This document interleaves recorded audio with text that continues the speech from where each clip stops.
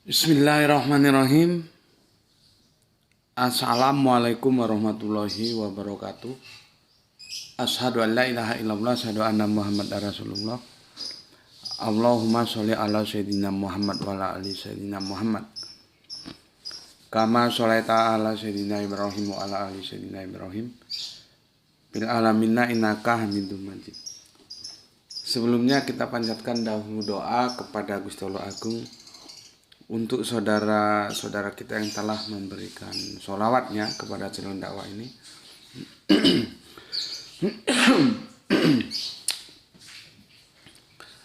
Minum kopi morning dulu. Bismillah.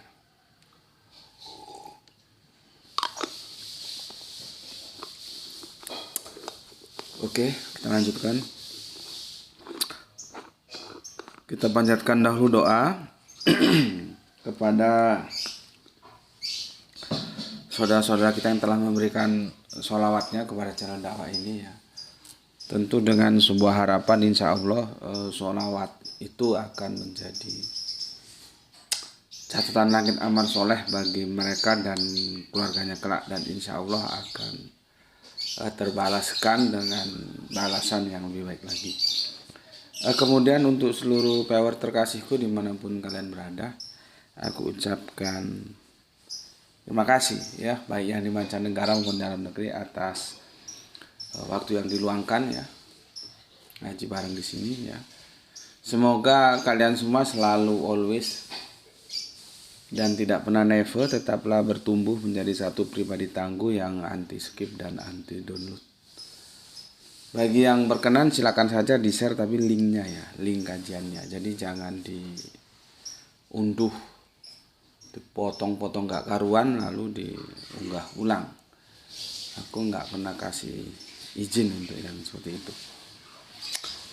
Jadi linknya saja di share ya. Kemudian semuanya aku nggak bisa sebutkan satu persatu nama-nama kalian ya.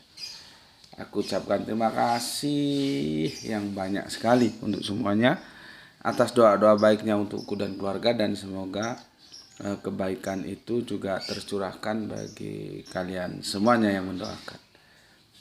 Sebagai sesama saudara, kita saling mendoakan dalam kebaikan, dan insya Allah doa kita bagian dari sekian banyak doa yang dikabulkan oleh Gusti Allah Agung. Amin amin ya rabbal alamin. Oke, kita lanjutkan kajian kita yang kemarin, yaitu julukan-julukan Al-Quran untuk manusia ya.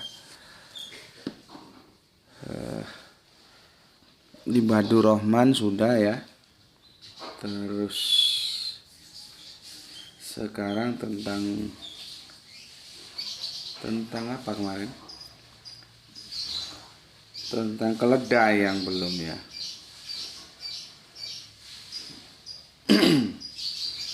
Keledai, oke. Julukan Al-Quran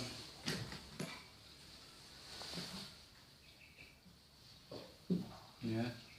Julukan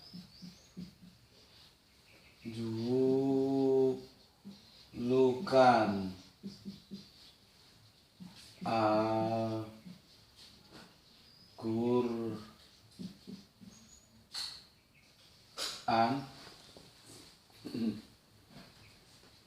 ya untuk manusia.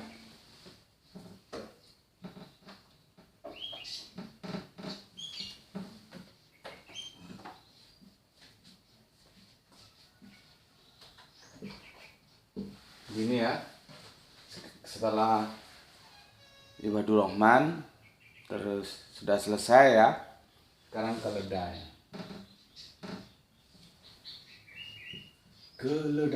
donkey. Iya, bahasa Inggrisnya keledai itu donkey. Ini kita masuk seri yang ke 14P ya.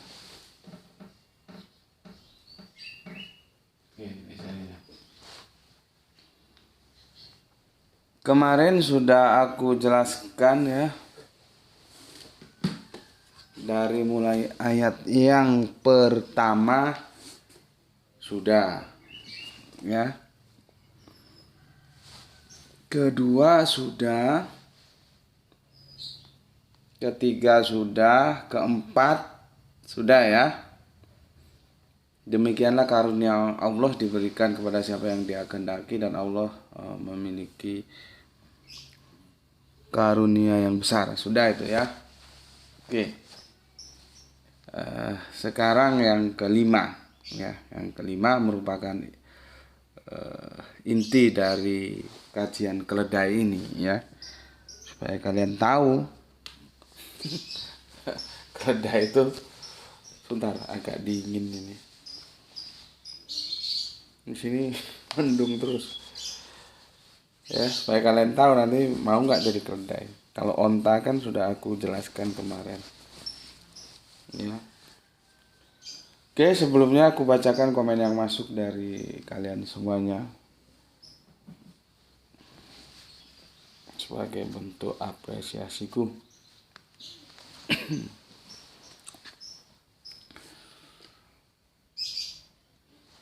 Bismillahirrahmanirrahim ya. Oke, pertama dari Kang Mas Cipto Purbaling ya, dari Kalimantan Timur ya. IKN, yang punya IKN ini.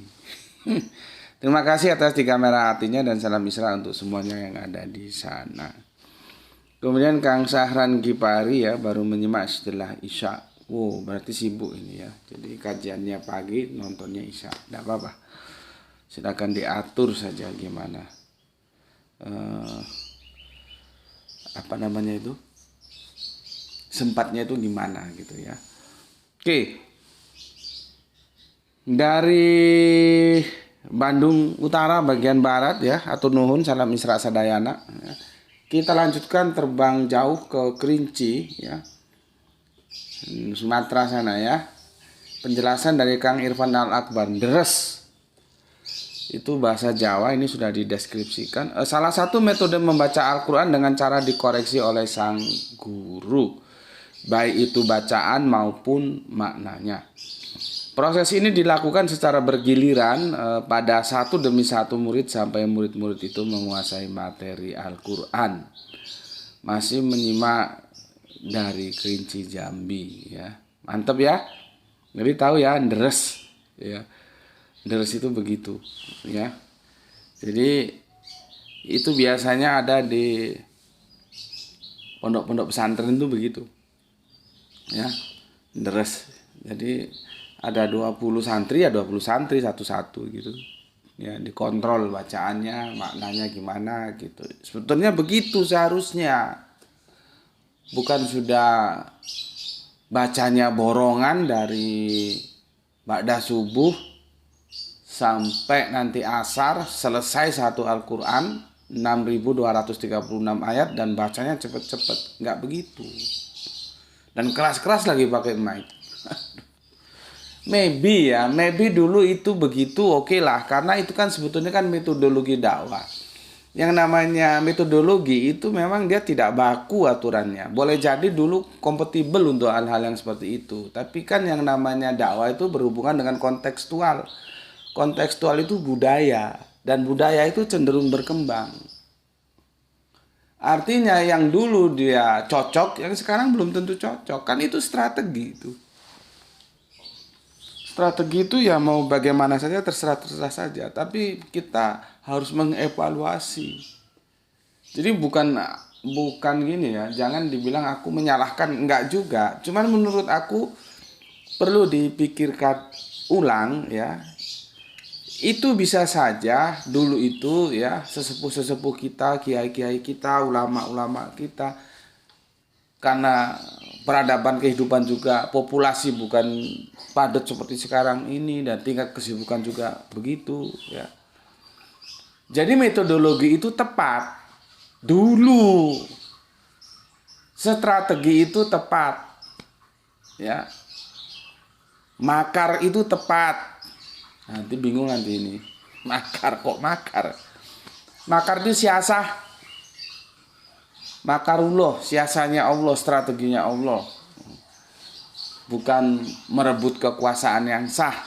Bukan, itu kan dalam perspektif politik. Ya. Boleh jadi itu dulu tepat. Sekarang dengan berkembangnya kehidupan kita ya sudah cukup. Bayangkan misalkan kita mau terima telepon, ya handphone, ya tiba-tiba ada yang ngaji dikeraskan seperti itu, kan justru mengganggu. Dan Al-Quran jelas mengatakan tartil,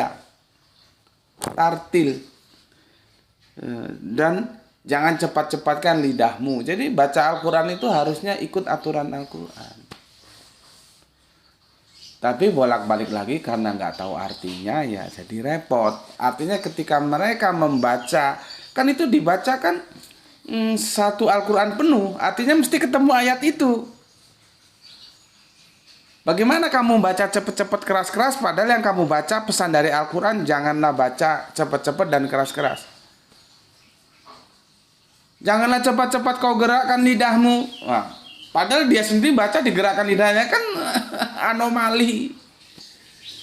Cuman karena enggak tahu artinya. Nah ini nanti hubungannya dengan ini, keledai yang ini. Jadinya repot. Gitu ya. Dan itu enggak bisa. Misalkan gue datang ya ke komunitas yang seperti itu, terus gue kasih tahu, bukannya tambah produktif, justru kontraproduktif. Justru gegeran nanti. Yang bisa ngomongin itu kiainya, kita ajak diskusi baik-baik, ngomong baik-baik. Nanti biar kiainya, ustadznya, ya tokoh agamanya lah ngomong ke jamaahnya. Kalau kita langsung datang ngasih tahu, oh jangan. Benturan sosialnya cukup tinggi. Ya. Dan kita harus maklum karena mereka ada dalam level masih membaca doang, belum deres. Gitu. Jadi orientasinya pahala, bukan pengetahuan. Gue kan sudah ngomong sama lu. Belajar agama itu jangan diniati cari pahala. Belajar Al-Quran jangan diniati cari pahala. Karena kalau niatmu cari pahala, dapatmu pahala doang.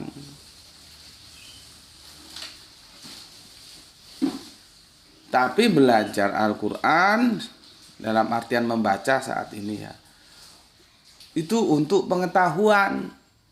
Kamu tahu gue harus gimana nih? Nah ini aturannya di Al-Quran. Lu tahu. Nah, kalau begitu dua kamu dapat. Pengetahuan lu dapat, pahala juga didapat gitu. Tapi kalau orientasinya terus uber-uberan, banyak-banyakan pahala ya dapatnya pahala itu doang, ini pengetahuan. Dia kagak ngerti. Gitu. Lain kalau orang menuntut ilmu, pengetahuannya dia dapat, pahalanya juga dapat gitu ya. Cuman ya itulah fenomena yang ada di publik ya. Yang kita juga memang harus pandai-pandai mensikapi gitu ya. Sebetulnya yang identik itu yang disebut deres itu yang sudah dijelaskan oleh Irfan ya. Salah satu metode membaca Al-Quran dengan cara dikoreksi oleh sang guru ya. Baik itu bacaan maupun maknanya. Ya, bergiliran ya. Proses ini dilakukan secara bergiliran. Jadi kalau ada 20 santri ya 21 itu biasanya duduk melingkar gitu ya, gantian gitu ya. Satu demi satu. Ini selesai.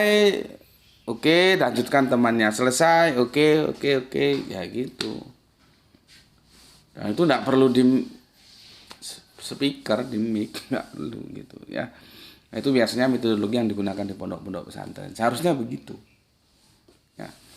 Oke. Matur nuwun, terima kasih untuk Kang Irfan Al-Akbar sudah memberikan deskripsi yang memperjelas kita tentang apa itu deres. Ya. Kemudian Kang Mas Eko Suwardi, Assalamualaikum Gus. Waalaikumsalam. Nyimak dari Tanjung Priok. Waduh, Tanjung Priok. Gue pernah di Muara Karang. Muara Karang kan ikut Jakarta Utara ya. Priok itu Jakarta mana? Utara. Ya. Gue ke Muara Karang dulu apa? Jual lagu. Jadi masuk dari studio ke studio. Nggak, nggak disangka itu di dalam bus itu ketemu bapak-bapak ya, orangnya tinggi besar gitu ya, maybe masih punya keturunan kalau nggak India Arab itu ya. Dan aku masih ingat, jadi kita sama-sama kehausan makan apa nanas itu ya, kan ada orang jual nanas buah itu yang sudah diiris-iris tuh, dibayarin sama bapaknya. Terus bapaknya tanya sama Anda kenal dengan saya? Maaf, enggak pak gitu. Terus beliaunya memperkenalkan diri, namanya Adam Res, masih ingat gue, Adam Res. Biasanya kalau nama-nama Adam Res gitu keturunan India, Pakistan ya, bukan Arab, tapi postur tubuhnya kan hampir sama ya, genetikanya hampir sama. Meskipun kata orang beda, tapi aku sulit membedakan antara mana Arab, mana India, mana Pakistan. Ya. Pak Adam Res itu, dia baru cerita, ternyata Pak Adam Res itu yang memenangi juara festival apa namanya, dulu sih sebutnya lagu dangdut ya, mengarang lagu dangdut itu. Beliaunya termasuk diambil 10, beliaunya salah satu juaranya. Yang juara satunya itu kan Tak Berdaya itu ya, tahun berapa itu? Gue masih ganteng tahun itu. Bukan kehendak takdir kita berdua. Itu kan populer itu ya, dinyanyikan siapa saja termasuk Raja Dangdut. Banyak yang mengcover lagu itu. Nah, waktu festival itu juaranya Tak Berdaya. Nah, beliau menang, tapi di urutan yang keberapa gue nggak tahu, kan diambil 10 itu. Juara satunya Tak Berdaya itu. Salah satunya itu lagu beliau menang dalam festival itu.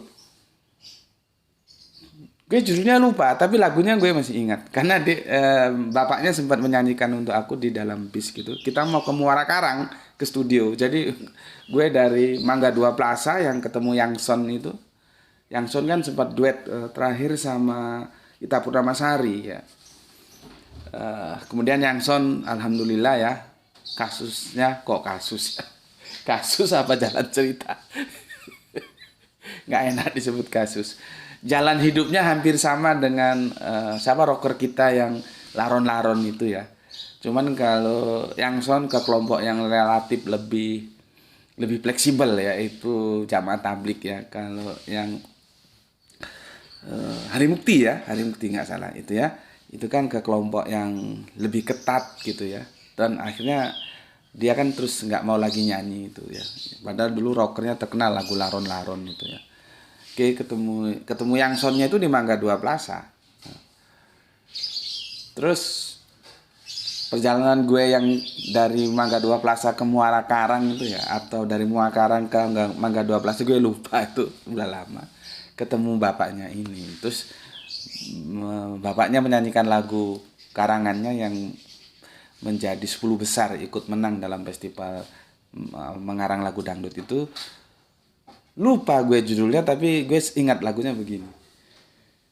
Hinakan, jangan kau hinakan kaummu yang satu ini. Kira-kira begitu, gue lupa syairnya. Jadi intinya kita tidak boleh menghinakan yang satu ini, kaum yang satu ini, yaitu kaum ibu gitu loh. Jadi itu penghormatan kita kepada Hawa, Bani Hawa ya. Kita sebagai Bani Adam kan laki-laki ya. Kita menghormati wanita, menghormati para ibu gitu. Ya. Gitulah kira-kira intinya ya. Gue masih Pak Adam Res itu orangnya tinggi besar gitu. Nggak salah juga biskotanya beliau yang bayar. Ya. Itu di Muara Karang ya. Jadi kalau Tanjung Priok itu ingat gue sih Jakarta Utara juga. Kalau salah mohon dikonfirmasi Kang Mas Eko Suwardi ya. Assalamualaikum Gus, nyimak dari Tanjung Priok ya. Ingat gue Tanjung Priok itu Jakarta Utara sama dengan Muara Karang. Kalau salah tolong dikonfirmasi. Semua rasul pandai-pandai ahli mudahasah atau ahli bahasa. Yang buta huruf pada saat itu kaum yang jadi rasulah atas perintah Allah ya. Membuat mereka melek huruf agar melek melihat yang ada. Jadi intinya rasul bisa baca tulis. Mantap. Matur nuwun nuwun untuk Kang Eko Suwardi ya. Terima kasih atas dua merah hatinya. Dan enggak tahu ini power lama komentator baru atau power baru komentator baru. Ya. Tapi intinya ya monggo silakan bersilaturahmi dengan seniornya dulu biar enggak terkaget-kaget. Karena ini ngajinya modelnya koboi ini. Oke, matur nuwun dari Tanjung Priuk kita bergeser ke Tangerang ya. Ada Pak Lurah kita, Bapak Ikhwan Tamim, salam Isra, Lurah Tangerang sambil nunggu waktu sholat duhur nyimak. Oke, matur nuwun untuk Bapak Ikhwan Tamim. Ya, kemudian ya dari Bapak Iwan Tamin, Pak Lurah Tangerang, salam Isra nggih. Kita bergeser ke Kang Yudi. Kang Yudi ini ada di Singosari. Assalamualaikum Gus. Waalaikumsalam. Selain kencing onta, keistimewaan jintan hitam ini juga tertulis di dalam salah satu riwayat hadis. Rasulullah Shallallahu Alaihi Wasallam ngendikan, sesungguhnya di dalam habatus sauda, jintan hitam ya, terdapat penyembuh bagi segala macam penyakit kecuali kematian. Hadis riwayat Bukhari dan Muslim. Di dalam habatus sauda terkandung berbagai nutrisi yang baik untuk tubuh, antara lain dari serat, protein, kalsium, zinc, zat besi, fosfor, vitamin dan antioksidan seperti flavonoid ya, carvacrol dan timoguinon ya. Kalau habatus sauda, jintan hitam so pasti khasiatnya Gus. Nah, mantap. Makanya itu bagi mereka yang tertarik tentang kencing onta ya harus riset seperti itu. Nanti dalam kencing onta itu kandungannya apa saja gitu. Tapi sebelum ke sana pastikan dulu itu hadis sahih enggak. Kalau nggak sahih ngapain juga di riset. Ya, gitu. Oke, terima kasih atas infonya dari Kang Yudi ya. Sekarang kita lanjutkan soleha kita. Ada Gispati, alhamdulillah Palu hadir dalam Isra. Salam Isra Tuan Guru dan buat semua yang ngaji. Semoga kita semua selalu dalam rahmat Gusti Allah yang Maha Agung. Amin. Terima kasih atas 3 merah hatinya dan salam Isra untuk semuanya yang ada di Palu. Dari soleha kita Gispati berlanjut ke soleha kita Rahani ya. Assalamualaikum, waalaikumsalam Tuan Guru. Oke, mangga Teh Rahani. Oke. Minum kopi dulu. Bismillah.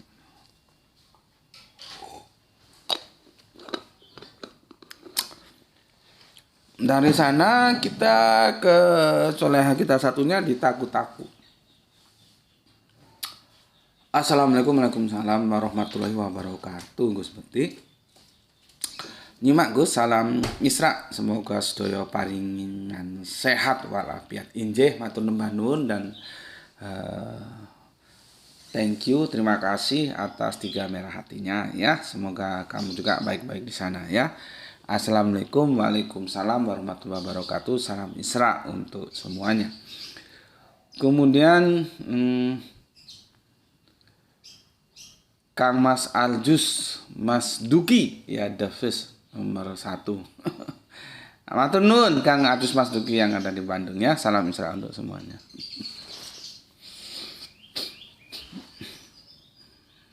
Ini kafir satu ini tetap aja dia posting sebagai komentarnya dan yang dikomentari itu aja dan oot. Itu menunjukkan bahwa memang dia tidak punya kapasitas untuk berdiskusi secara akademis. Artinya ya memang belum levelnya lah ya, belum masuk level kita gitu ya. Karena apa? Lihat itu, orang bicara A dia komentar B, jadi selalu oot. Dan itu memang begitu. Jadi Begini maksud aku, dijelaskan nggak dijelaskan percuma saja, karena memang dia maunya bukan untuk belajar diskusi, enggak ya, karena apa, intelektualnya nggak cukup untuk itu ya, nggak cukup. Jadi bisanya ya begini, nyampah begini ya.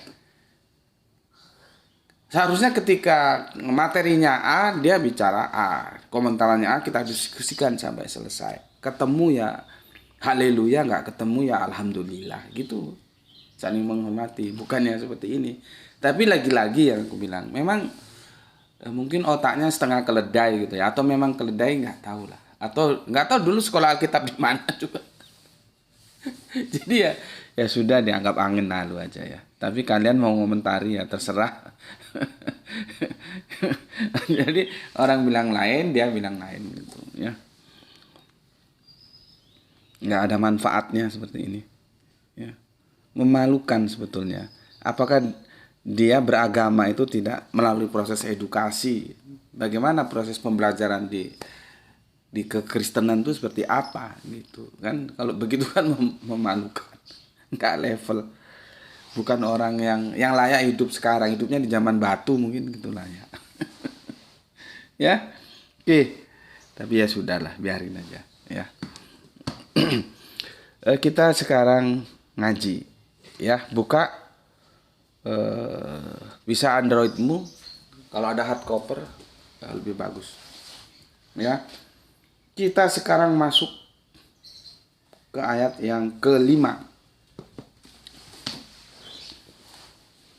ya, dari Quran surat Al-Jum'ah surat 62. Ini stressing pointnya, ayat yang kelima.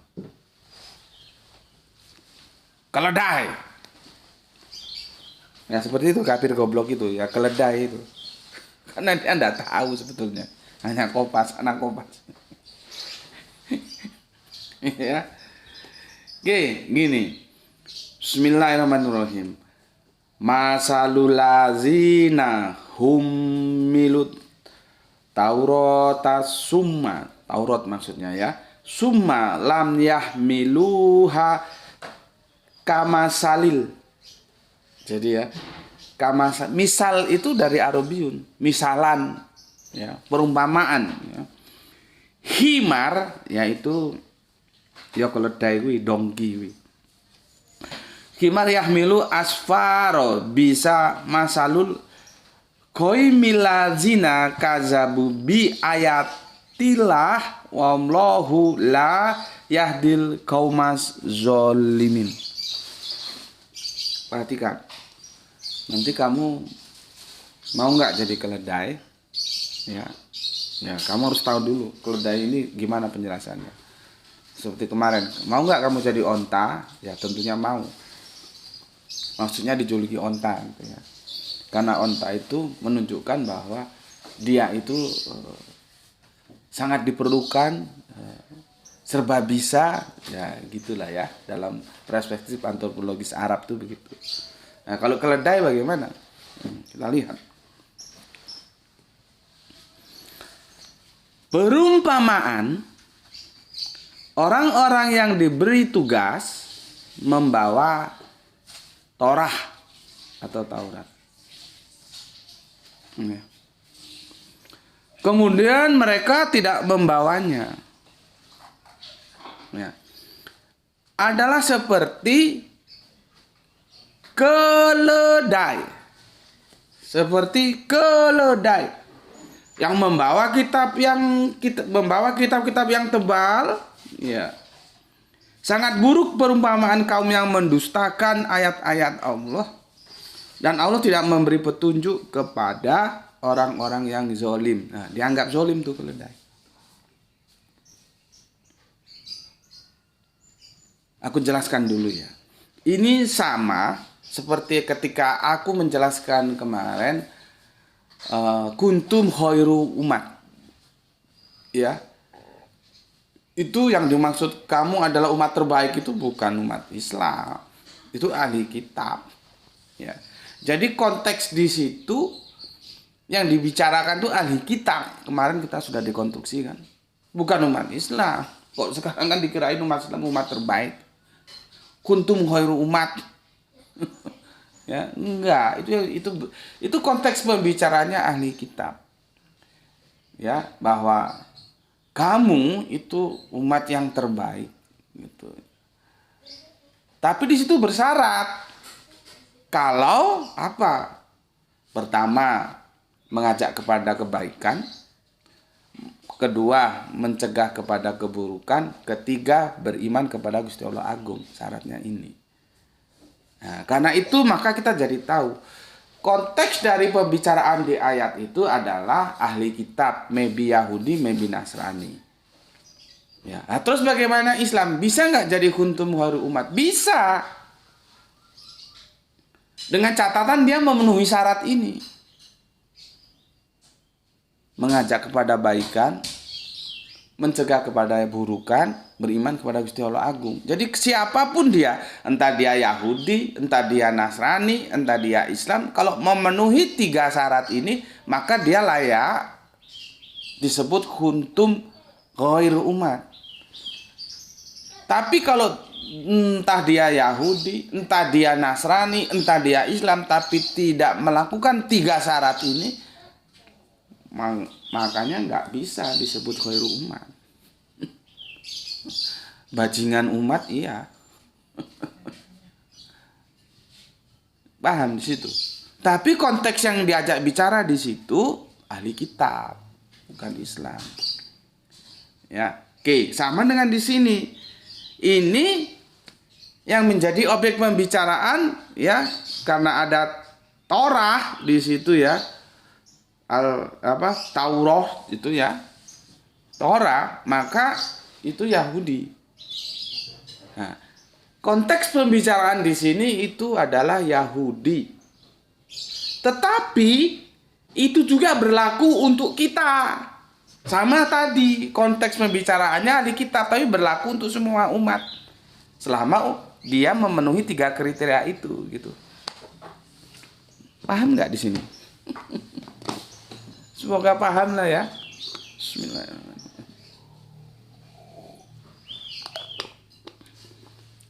Jadi meskipun ya di sini yang jadi konteks pembicaraan Yahudi yang mereka dimisalkan seperti keledai, tetapi kalau kamu melakukan hal-hal yang sama yang dilakukan Yahudi, meskipun kamu Islam, ya kamu keledai. Gitu loh. Ya. Nanti kita ketemu tentang monyet ya seperti itu. Memang yang menjadi pembicaraan saat itu adalah Yahudi. Dikutuk menjadi monyet. Yang nanti di endingnya ya kita bicarakan. Tapi masalahnya apakah Yahudi saja yang dikutuk jadi monyet? Ya enggak. Ya, Nasrani pun bisa jadi monyet, Islam pun bisa jadi monyet selama dia melanggar aturan, gitu loh. Jadi pentingnya aku menampilkan julukan-julukan ini ya, supaya kalian paham. Ketika nanti aku bangunkan di endingnya itu menjadi sebuah parsel, ngerti tentang kenapa Yahudi itu ya, Israel itu ya dikutuk menjadi kera, dan kamu gimana? Ya kamu jangan melakukan yang sama karena kamu juga nanti menjadi kera. Nah, sama dengan ini ya. Oke, aku bacakan dulu. Perumpamaan orang-orang yang diberi tugas membawa Torah, kemudian mereka tidak membawanya.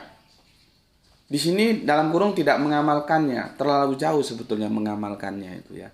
Karena ada proses ya, membaca, memahami, mengamalkan. Ini baru disebut katam ini. Kita biasanya membaca saja satu Al-Quran 6236 selesai, oh disebut katam. Belum, itu masih sepertiga katam. Jadi yang katam itu penutup ya, selesai ya. Yang dimaksud katam, khotama.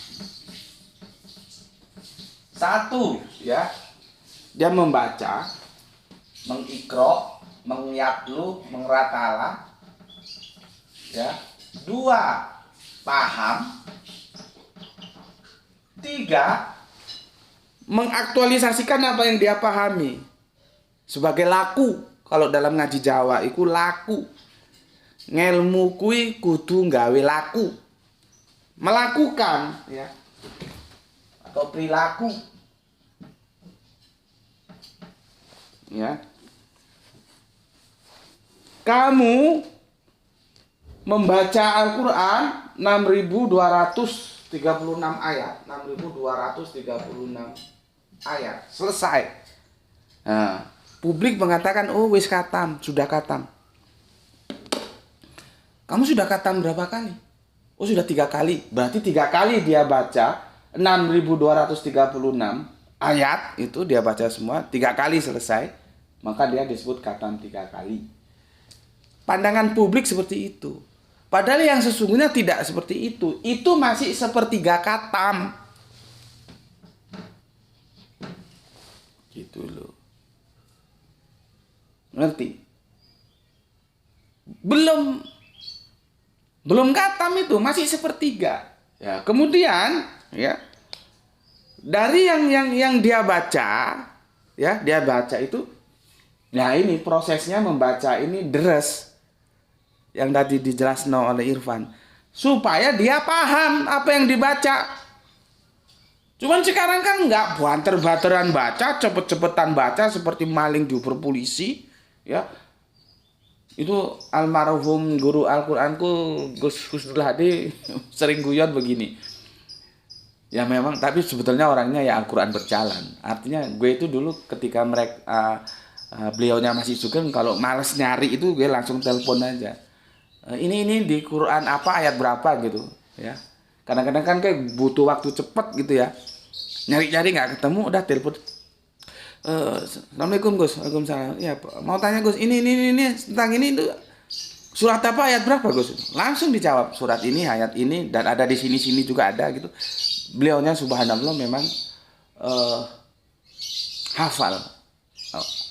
Itu luar kepala begitu itu ya. Al-Qur'an berjalan. Ini permaisuri gue kagak ngerti. Ketika beliaunya almarhum kan dibawa dari rumah sakit pulang ke rumah toh, tapi kondisi sudah dimandiin gitu ya.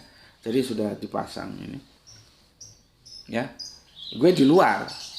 Ibu-ibu kan di dalam untuk mempersiapkan tamu-tamu yang mau datang bertakziah itu ya. Sebelum jenazah itu masuk rumah, ya, rumah itu biasa. Tapi begitu jenazah itu masuk rumah, itu harum rumah itu.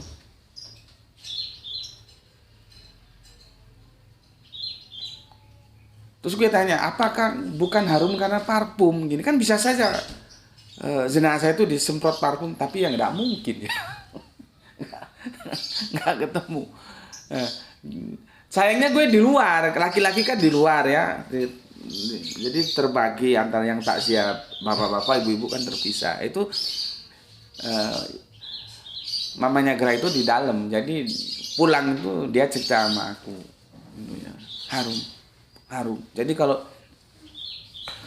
sekarang kita lihat ada di YouTube, ada di WA, ada di TikTok segala macam ya. Kalau semoga Allah merahmati tidur panjangnya para syuhada kita yang ada di Palestina itu, jenazahnya harum ya. Ya maybe sama dengan apa yang terjadi pada Gus Nur Hadi ya.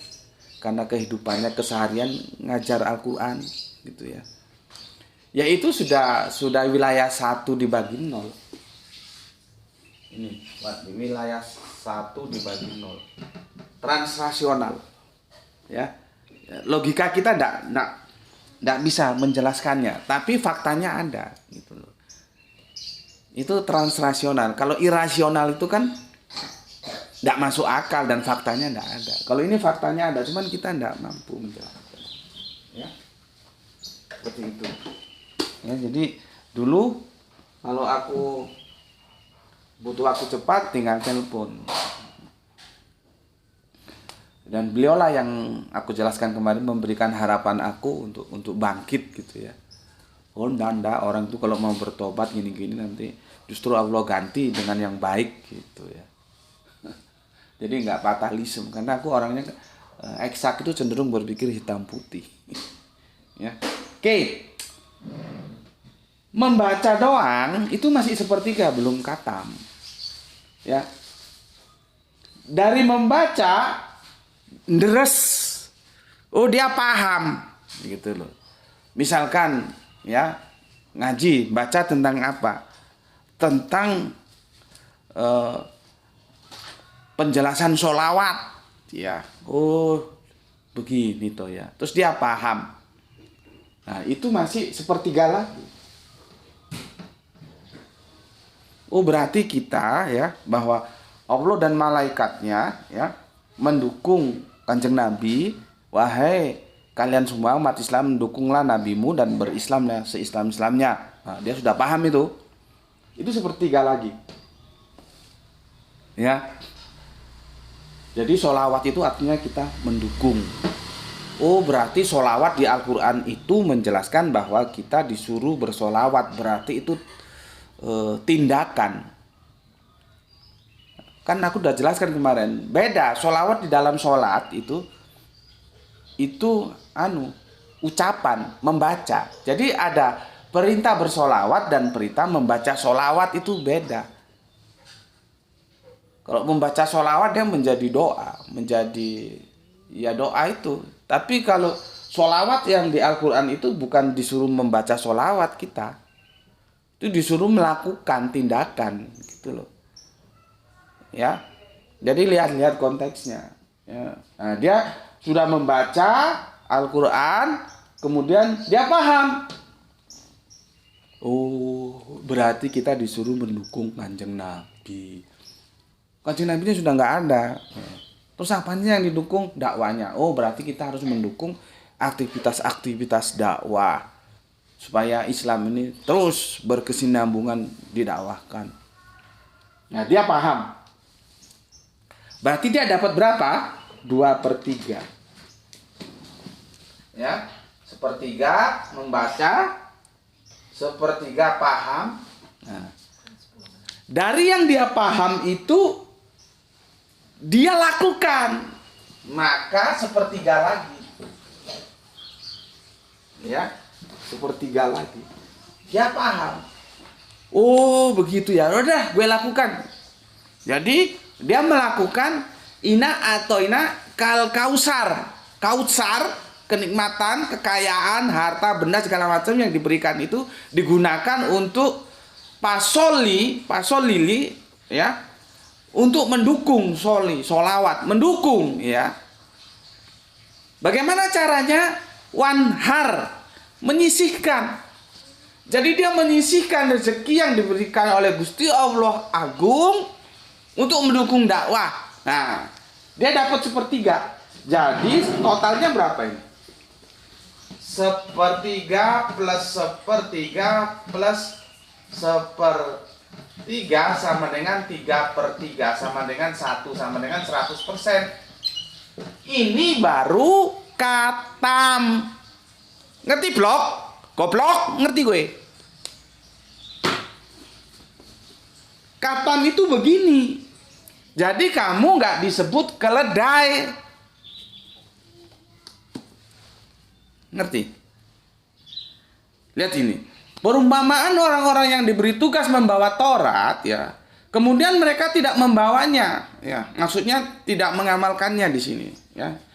Gue kurang tepat, kurang setuju karena amal itu kedua, membaca dulu ya. Adalah seperti keledai yang membawa kitab-kitab yang tebal ya. Sangat buruk perumpamaan kaum yang mendustakan ayat-ayat Allah dan Allah tidak memberi petunjuk kepada orang-orang yang zolim. Lihat itu. Keledai julukannya, zolim. You punya Al-Quran di rumah, kagak lu baca. Ya lu simpen aja. Begitu lu beli, lu taruh di rak, nggak pernah lu baca. Makanya kan gue bilang, ya, Irfan sudah pernah jelaskan dulu, ya, petenge kitab, padange hati, padange kitab, petenge ati. Itu gue dapatkan dari kelompoknya Sahel. Ya. Alhamdulillah dia ada jadi ustadz sekarang. Ya, pepatah Jawa begitu. Petenge kitab, padange ati. Padange kitab, petenge ati. Petenge kitab, nanti Irfan sudah pernah jelaskan kok itu ya. Makanya Al-Qur'anku kan yang bagian terjemahan itu kan tak kasih garis bawah yang penting-penting, dicoret-coret gitu. Begitu juga buku-buku yang lain. Dia menjadi petang karena banyak coretan. Itu mencerahkan hati kita lewat otak. Tapi kalau lu beli buku ya atau Al-Qur'an lu buka, kondisinya masih sama seperti yang baru, itu tandanya nggak pernah dibaca. Nah, kalau membaca saja nggak pernah, bagaimana dia mau paham?